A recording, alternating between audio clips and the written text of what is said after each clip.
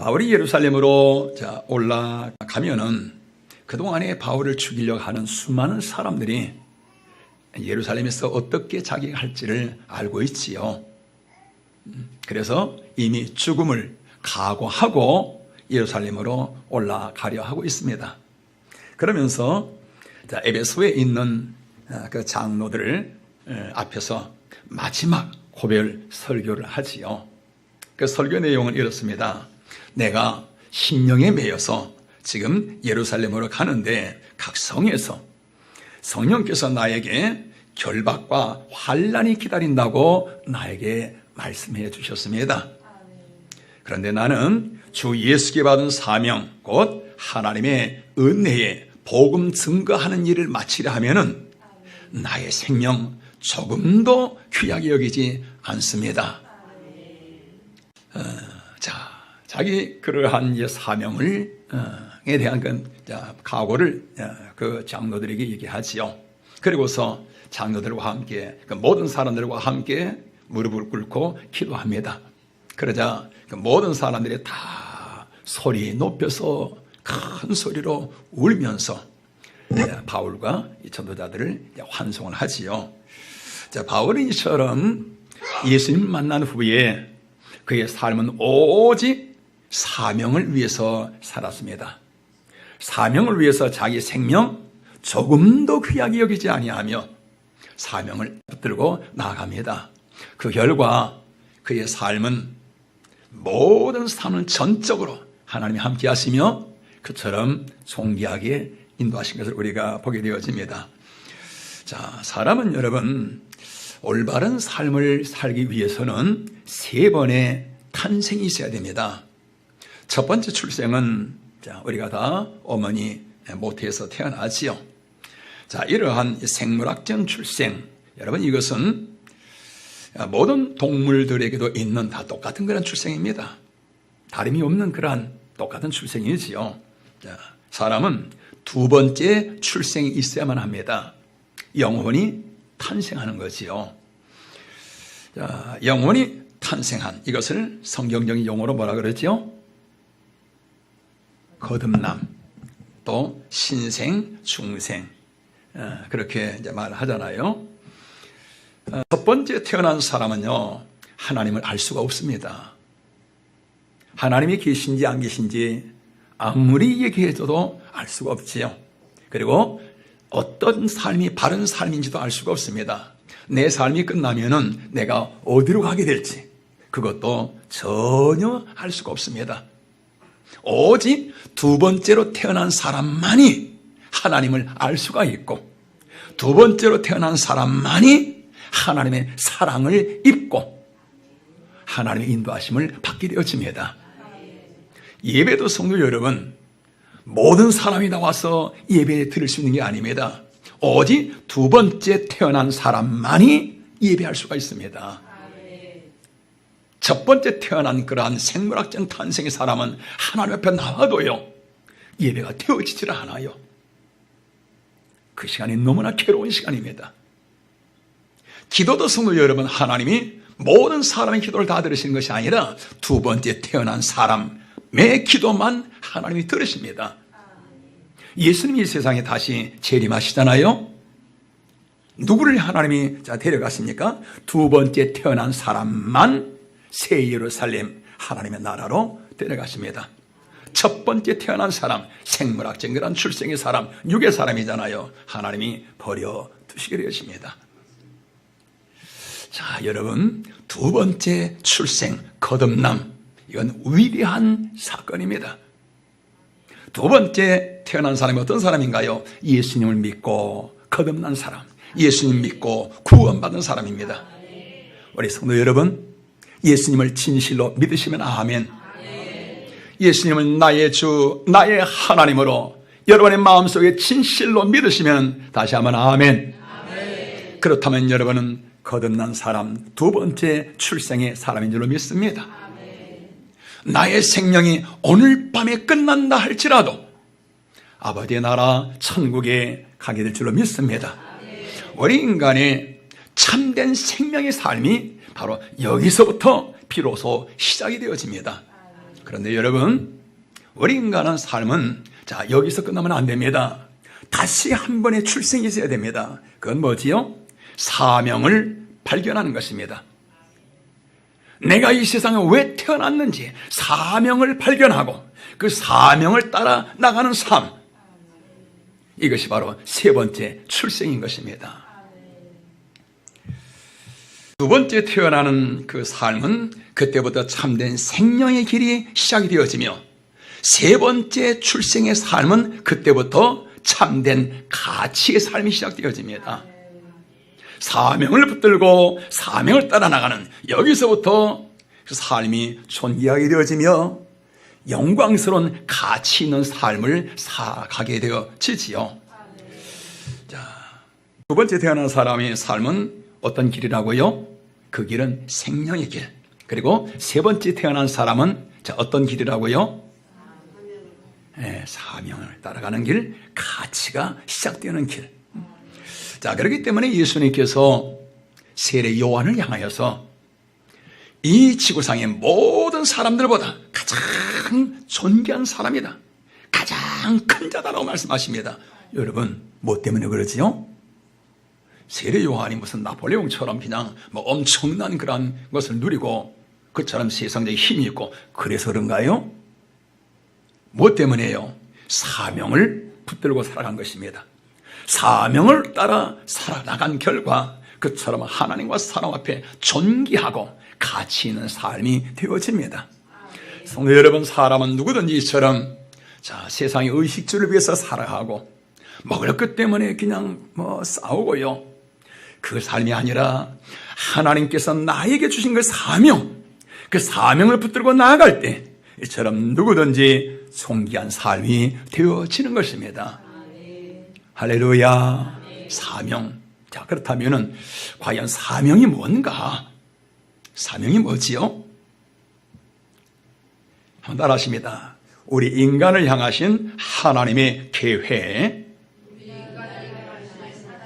예. 하나님이 사람을 지으실 때 하나님의 계획이 있으셨잖아요. 다시 말해서 나를 이 세상에 보내실 때에 하나님의 계획이 있으시잖아요. 그것이 바로 하나님 앞에서는 하나님의 계획이고 우리에게는 그게 사명입니다. 자, 그러면은 하나님의 계획, 또 우리의 사명, 우리 성경 말씀 한번 보실까요? 창세기 1장 27절, 28절 다 같이 시작. 하나님이 자기 형상 곧 하나님의 형상대로 사람을 창조하시되 남자와 여자를 창조하시고 하나님이 그들에게 복을 주시며 하나님이 그들에게 이르시되 생육하고 번성하여 땅에 충만하라, 땅을 정복하라, 바다의 물고기와 하늘의 새와 땅에 움직이는 모든 생물을 다스리라 하시니라. 자, 보세요. 생육, 번성, 충만, 정복, 다스림. 이것이 하나님의 사람을 지으신 목적이죠. 하나님의 사람을 자기 형상대로 지으시고서 그리고 생육하고 번성하며 충만하며 땅을 정복하고 다스려라. 우리 사람에게, 인간에게 주신 하나님의 명령, 사명입니다. 자, 이 말씀에서 그러면 생육이 단어가 무슨 뜻이죠? 여러분 아시죠? 아기 낳아서 키우는 거 생육이지요. 번성은요? 아기 어떻게 나라고요? 아기 많이 낳는. 생육은 아기를 낳아서 키우는데 번성은 그렇게 해서 아기들이 많아지는 거. 아기를 많이 낳고 어느 정도요? 충만하도록 그렇게 아기를 많이 낳으라는 것입니다. 아이고야, 큰일 났네. 아기 낳다가 그냥 모든 게 다 끝나겠네. 여러분, 여기서 말하는 아기는, 자녀는 지금 우리가 낳는 이 자녀를 말하는 게 아니고요. 여러분, 창세기 1장 27절에서 말씀하시잖아요. 그 자녀, 지금 이 자녀가 아니라 어떤 자녀예요? 하나님이 우리의 형상을 따라 우리가 우리의 모양대로 사람을 만들고, 우리 사람이 누구 형상을 닮았어요? 하나님의 형상을 닮은 그 자녀. 하나님의 형상이 뭘까요? 자, 여러분, 너무너무 귀한 말씀입니다. 여러분, 우리 안에 이게 와 있어야 됩니다. 과연 하나님의 형상대로 하나님의 나를 세상에 보내셨는데 하나님의 형상이 뭔가? 자, 우리 골로새서 1장 14절 15절 한번 보시겠습니다. 우리 다 같이 시작. 그 아들 안에서 우리가 속량 곧 죄 사함을 얻었도다. 그는 보이지 아니하는 하나님의 형상이시요 모든 피조물보다 먼저 나신 이시니. 자, 그 아들이 누구지요? 하나님의 아들 예수님 안에서 우리가 속량 곧 죄 사함을 받았으니 그는, 예수님은 보이지 아니하는 뭐라고요? 하나님의 형상이시요. 자, 창세기 1장 27절 8절에서 하나님의 형상으로 우리를 지으셨는데 그 형상이 곧 누구라고요? 예수님을 말합니다. 예수님. 자, 그래서 생육하고 번성하라, 어떤 자녀를 낳으란 말인가요? 내 육의 자녀가 아니라 예수님의 형상을 닮은 자녀, 하나님의 자녀를 낳으라는 것입니다. 믿음의 자녀를 낳으라는 것입니다. 할렐루야. 다시 말해서 주의 복음을 전하여서 그들이 하나님 앞에 돌아오는 이러한 이 생육, 이러한 자녀들이 많아져서 그 자녀들이 이 세상에 가득하게 되어져서 정복하며 땅을 다스리는 것, 하나님의 나라가 이 땅 위에 이루어지는, 이것이 바로 하나님 우리 인간을 지으신 목적이요, 우리 인간의 사명인 것입니다. 하나님의 모든 계획이 다 여기에 초점이 맞춰져 있습니다. 하나님이 우리 인간을 지으신 목적이 여기이기 때문에 하나님은 우리에게, 여러분들 보세요. 자, 은사를 주십니다. 능력을 주십니다. 복을 주십니다. 다 목적이 어디에 맞춰져 있을까요? 물질을, 재물 얻은 능력을 주십니다. 또 어떤 평안을 주십니다. 뭐 하기 위해서요? 세상에서 참 부여를 누리고 세상의 땅의 어떤 이 평안을 누리고 잘 먹고 잘 살기 위해서요.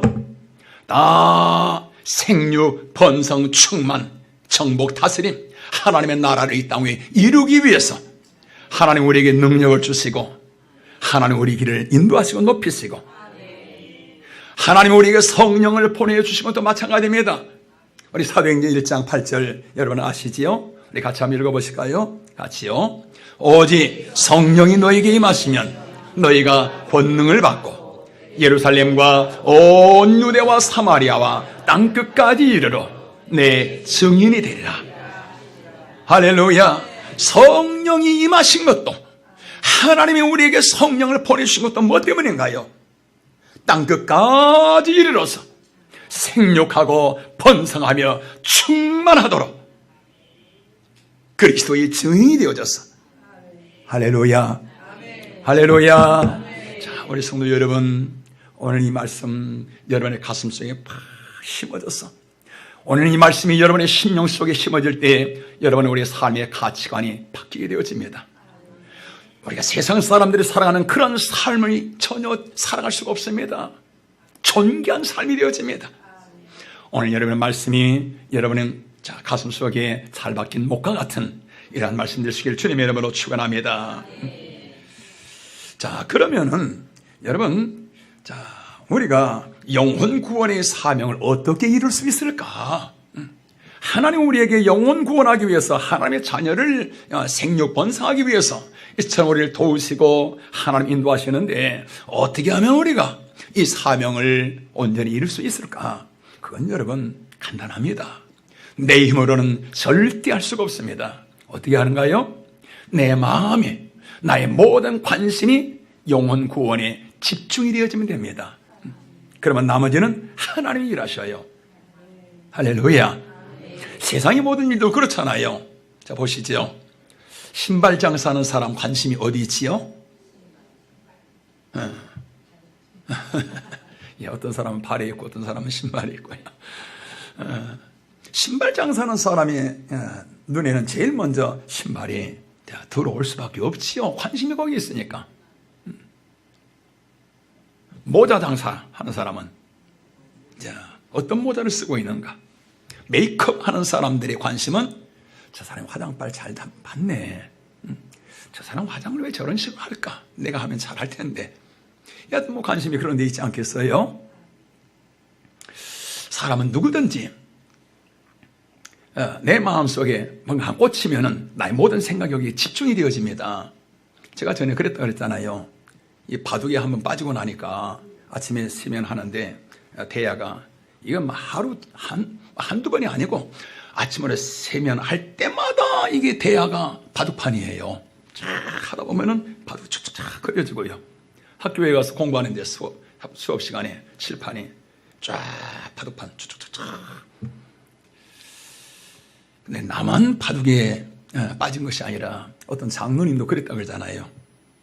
토요일 날 이렇게까지 바둑 두고서 그러고서 대표기도를 다 그니 이제 가까스로 마치고 아멘 한다는 거 자기도 모르게 아다리 자기 안에 가득하다 보니까요. 사람은 누구든지 내 안에 있는 것이 나오게 되어 있고 그쪽으로 향하여 가게 되어져 있습니다. 성도 여러분, 우리는 안에 뭐가 있어야 되는가요? 오직 사명입니다. 머리에서 발끝까지 오직 영혼 구원 하나님의 나라 이 사명으로 가득해야 됩니다.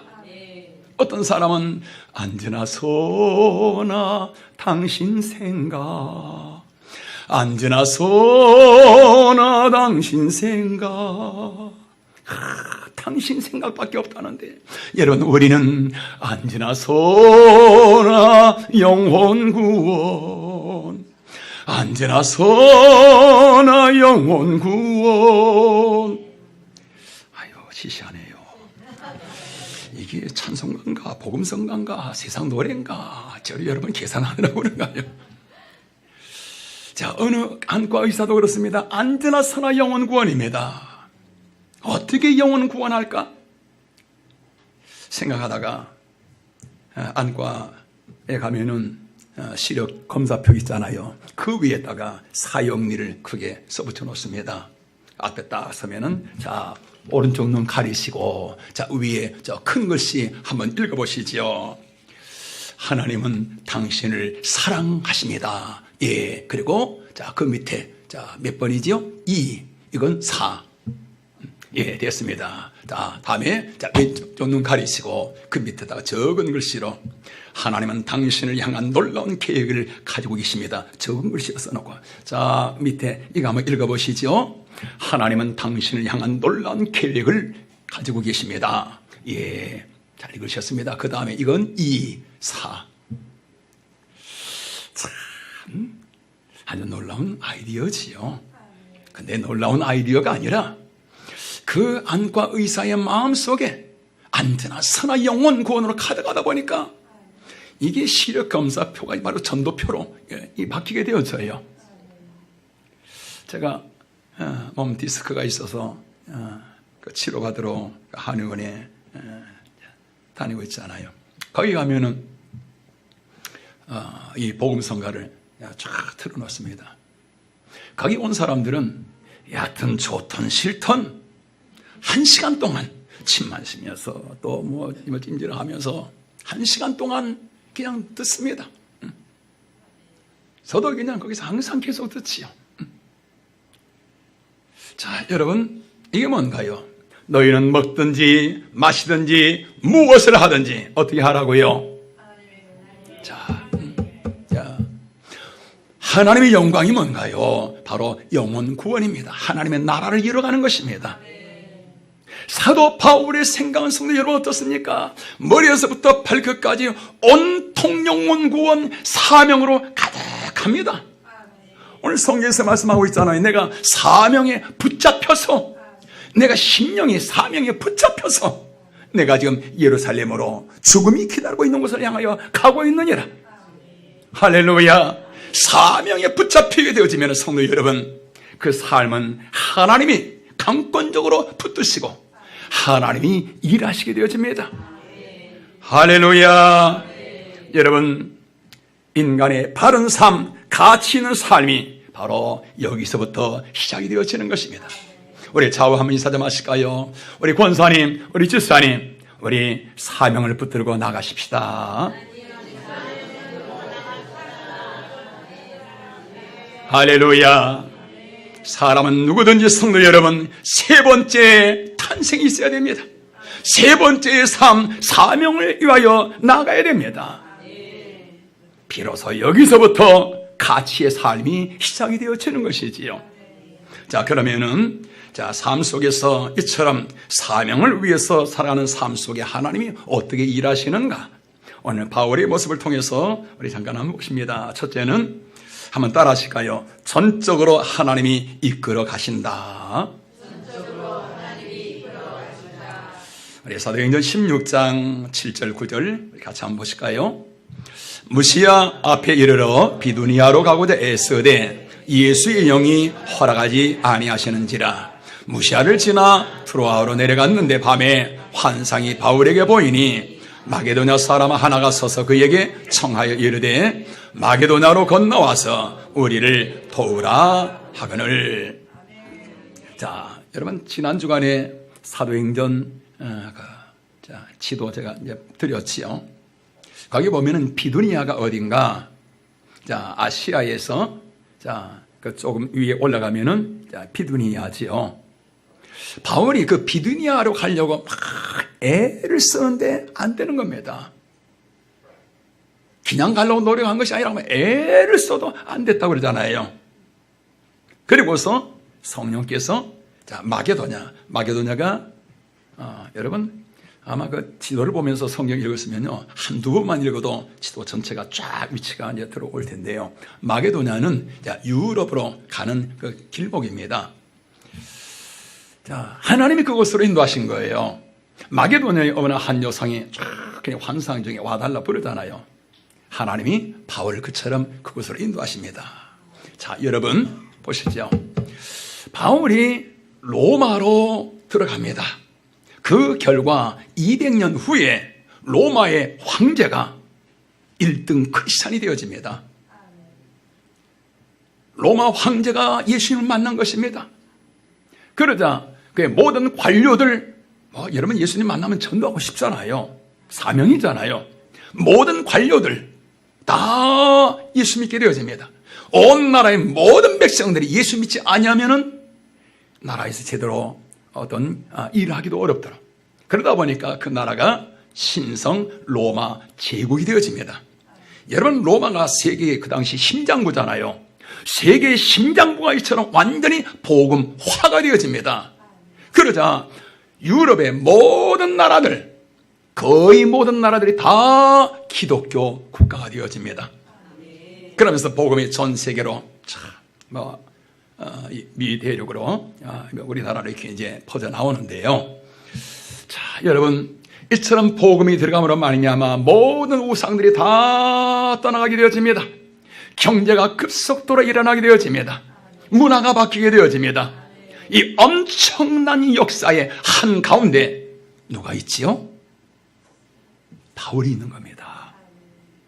할렐루야.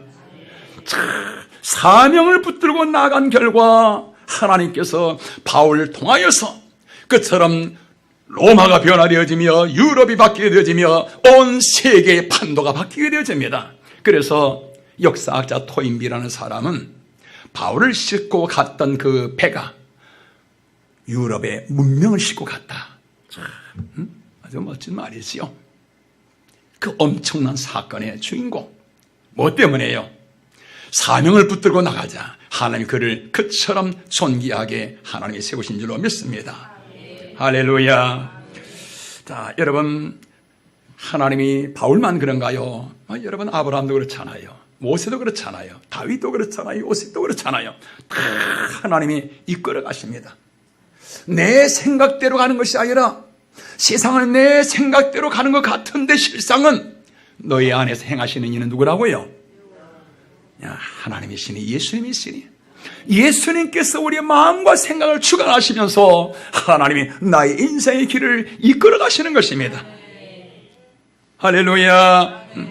자, 여러분 우리는 무엇을 위해서 살아야 되는가요? 성령님의 이 붙들려 되어져서 어제 사명을 위해서 살아가야만 될 줄로 믿습니다. 자, 물질을 위해서 살아가면 안 됩니다. 세상의 어떤 부귀 영화를 위해서 살아가면 안 됩니다. 여러분, 그것에 무슨 의미가 있습니까? 그것에 무슨 감동이 있습니까? 그것에 무슨 하나님의 영광이 있습니까? 우리는 무엇을 위해서요? 사명을 위해서. 할렐루야. 그곳에 감동이 있습니다. 그곳에 삶의 가치가 있습니다. 하나님의 영광이 그 안에 있습니다. 우리 같이 찬양 한번 해보실까요? 주님이 홀로 가신 그 길을 나도 따라가오. 모든 물과 피를 흘리신 그 길을 나도 가오. 내 목숨까지도 아끼지 아니하며 사명을 붙들고 나아가는 그 길, 사명을 붙드는 사람, 하나님께서 발걸음마다 동행하시며 그의 길을 영광 가운데 하나님이 이끌어 가신 줄로 믿습니다. 할렐루야. 오늘 사랑하는 성도 여러분들은 무엇을 붙들고 나가시는가요? 오늘 사명의 길을 가는 저와 여러분 되시기를 주님의 이름으로 축원합니다. 사명을 위해서 살아가는 사람들은 또한 하나님이 한번 따라하십니다. 절대적으로 보호하신다. 사도행전 23장 12절 13절 우리 같이 다시 한번 읽습니다. 날이 새매 유대인들이 당을 지어 맹세하되 바울을 죽이기 전에는 먹지도 아니하고 마시지도 아니하겠다 하고 이같이 동맹한 자가 40여 명이더라. 아멘. 사도행전 21장에서는 여러분, 바울이 예루살렘을 올라가잖아요. 그러자 예루살렘의 모든 사람들이 다 볼때처럼 달려들어서 바울을 죽이려 합니다. 그 분위기로 봐서는 바울이 뼈도 남기 어렵습니다. 그런데 이 천부장이 와서 보호하면서 이끌어 나가시잖아요. 오늘 3장에 와서도 그렇습니다. 아예 바울을 죽이기 전까지는 아예 물도 마시지 않고 식음을 전폐하기로 하기로 약속을 하고 그러고서 죽일 계획을 세웁니다. 참 무섭지요. 그런데 여러분, 아무 일이 일어나질 않습니다. 사도행전 25장에서도 마찬가지입니다. 바울을 죽이려고 수많은 사람들이 그처럼 결의하고 식음을 전폐하고 맹세하고 그래도 아무 일도 일어나지 않습니다. 여러분, 바울에게 무슨 김정일 위원장 같은 그러한 경호원들이 있어서 그런가요? 아니면 어디 보이지 않은 가운데 숨어서 그런가요? 여러분, 바로 사명을 붙들고 나가는 사람, 세상에 1000만 명의 사람들이 지키는 것보다 더 하나님의 품 안에 하나님이 지키시고 하나님이 천군 천사로 하나님이 보호하시고 인도하신 줄로 믿습니다. 시편 121편 하나님 말씀하십니다. 여호와는 너를 지키시는 자라. 여호와께서 너를 지켜 모든 환난을 면하게 하시며 또 네 영혼을 지키시리라. 할렐루야. 하나님이 우리를 지켜주시는 분이십니다. 우리를 보호하여 주시는 분이십니다. 하나님이 우리 나라도 지켜주셔야 됩니다. 사명을 붙들고 나갈 때 여러분, 나라도 가정도 우리의 사업도 하나님이 지켜주시는 것입니다. 6.25 전쟁 때 우리나라가 북한군에 밀려서 부산까지 내려간 거 여러분 아시잖아요. 부산만 남은 겁니다. 우리나라 전체 공산군에 다 이제 점령되어지고요. 그 부산에서 이승만 대통령이 모든 목사님들, 장로님들 부산에 있는 초량교회로 다 모이게 합니다. 목사님들, 장로님들, 지금 우리나라가 사느냐 죽느냐의 기로에 지금 섰습니다. 왜냐하면 내일 지금 유엔에서 우리나라를 돕는가 또 도와야 할 것인가 아니면 말아야 할 것인가라는 것을 상임 이사국에서 결정을 하게 되어지는데, 상임 이사국이 영국과 미국과 소련, 프랑스 4개 나라인데 그 나라 중에 한 나라라도 거절하면은 이건 이루어지지 않는 거예요. 그러니까 만장일치가 돼야만이 유엔이 움직이는 건데 이미 소련은 거부권을 행사하기로 이미 선포하고 있는 거예요. 그건 회의 하나만 한 것입니다. 그래서 그 이승만 대통령이 목사님, 장로들에게 이건 너무너무 우리나라의 운명이 달린 문제입니다. 여러분들 금식하며 간절히 기도해 주세요. 자, 그 결과 여러분 어떻게 됐습니까? 그 상위 이사국에서 유엔을 한국에 파송하기로 결정이 나는 겁니다. 어떻게 해서 그런 일이 있을 수 있었을까요? 자, 그 4개국 나라 대표가 그 시간을 향하여 쫙 가는데, 이 소련이 대표이사랑 가는데 차가 고장이 나버렸잖아요. 고쳐가지고 가니 이미 다 끝나버린 다음이지요. 그래서 땅 자, 유엔군 파송합니다. 누가 그렇게 하는가요?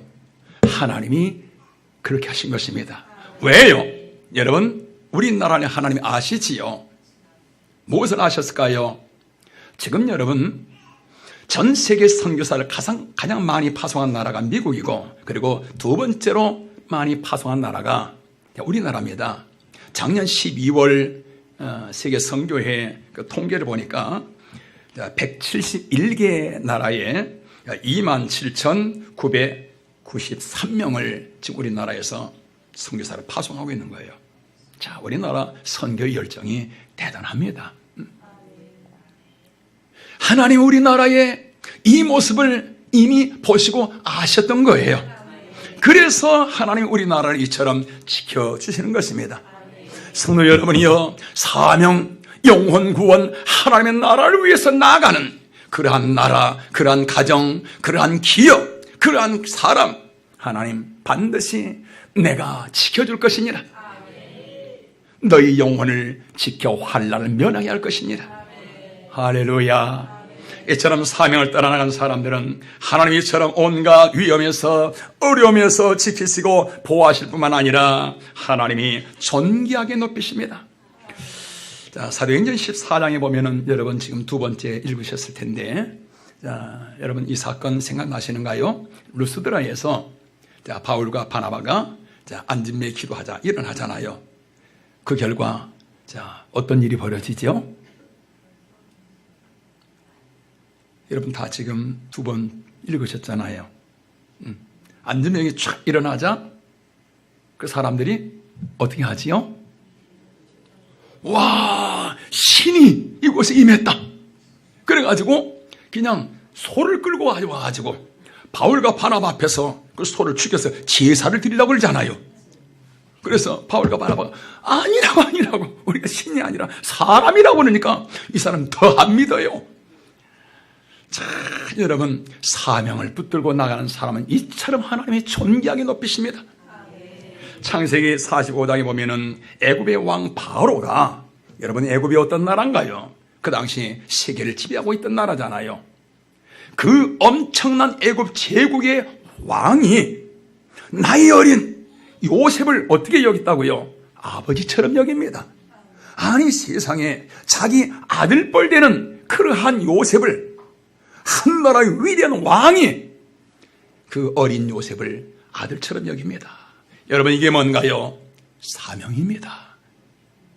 사명을 붙들고 나아가는 사람, 하나님께서 이처럼 존귀하게 높이시는 것입니다. 3년 전에 여기 성남에 있는 그 빛나리 교회 서학봉 목사님, 우리 교단의 목사님이잖아요. 우리 교회에 와서 한 달 동안 그 저녁에 집회했었잖아요. 그 교회에 그 성령바람 전도 집회 때 한 달 동안에 100명 이상 전도한 사람이 5명이 나오잖아요. 대단하지요. 뭐 그렇게 큰 교회는 아닌데, 그리고 한 달에 200명 전도한 사람도 한 집사님 그렇게 하잖아요.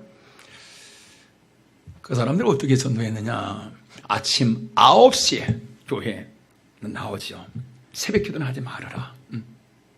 아침 9시에 교회 나와서 하루 종일 전도하고, 집에는 언제 들어가느냐? 밤 9시, 어떨 때는 밤 12시, 어떨 때는 새벽에 집에 들어가요. 한 달 동안.